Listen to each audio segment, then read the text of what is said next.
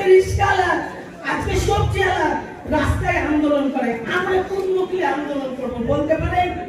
আমরা তো আপনাদের একজন, আপনাদের কাছ থেকে যখন আমরা ছিটকে যাবার আপনাদের বিরুদ্ধে আন্দোলন করব, তখন মানুষ আমাদেরকে কি বলবে? এই জন্য কি এই দেশ স্বাধীন হয়েছিল? তারিখে আগের হাসিনাই ভালো ছিল? এই সুযোগ কেন আমরা দিচ্ছি?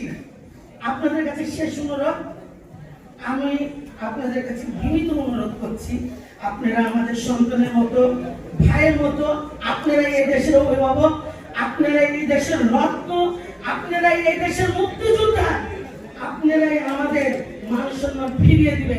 এখনো স্মরণ করি, প্রতিদিন তাদেরকে মনে করি, এবং তাদের নাম হয়েছে মুক্তিযোদ্ধা। আপনারাও কিন্তু নয়া মুক্তিযোদ্ধা। আপনারা এই দেশকে স্বৈরাচারের হাত থেকে বাঁচাতে করে আপনারা একজন মুক্তিযোদ্ধা হয়েছেন।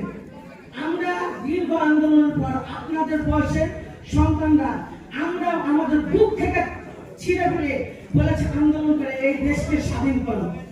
আমরা নিজেরা প্রতিদিন বৈষম্য বিরোধী আন্দোলনে নিজেরা প্রতিদিন আন্দোলন করেছি, এবং এই দেশ যেদিন শেখ হাসিনার কাছ থেকে বিদায় হয়েছে, তখন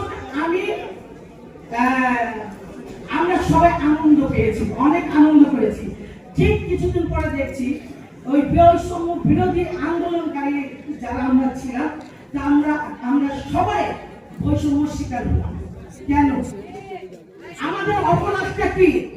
আমরা নির্বাচন করেছি, আমরা জনগণের প্রতিনিধি, বিপুল ভোটে আমরা পাস করি, বারবার কাউন্সিলর হই। জনগণ আমাদেরকে ভালোবাসে, জনগণের উপকার করি, এই জন্য আমরা কাউন্সিলর হয়েছি। আজ আমরা কাউন্সিলর থেকে অপসারিত হয়ে গেছি। তার ভিতরেও বৈষম্য তৈরি হয়েছে। যদি ইউনিয়ন পর্যায়ে যদি তারা থাকতে পারে, তারা লোকাল প্রতীক নিয়ে যদি কাউন্সিলর মেয়র হয়ে যদি তারা বৈধতা পায়, চিটাগাঙে যদি বৈধতা পায়, তাহলে আমরা কেন বৈষম্য বিরোধী হলাম? কেন আমরা বৈষম্য শিকার হলাম?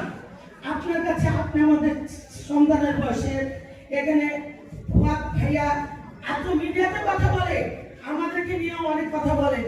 আমি জানি আপনারা শুধু আন্দোলন করেননি এই দেশে, আপনারা এই দেশের একজন রত্ন। আমরা গর্ববোধ করি আপনাদেরকে নিয়ে।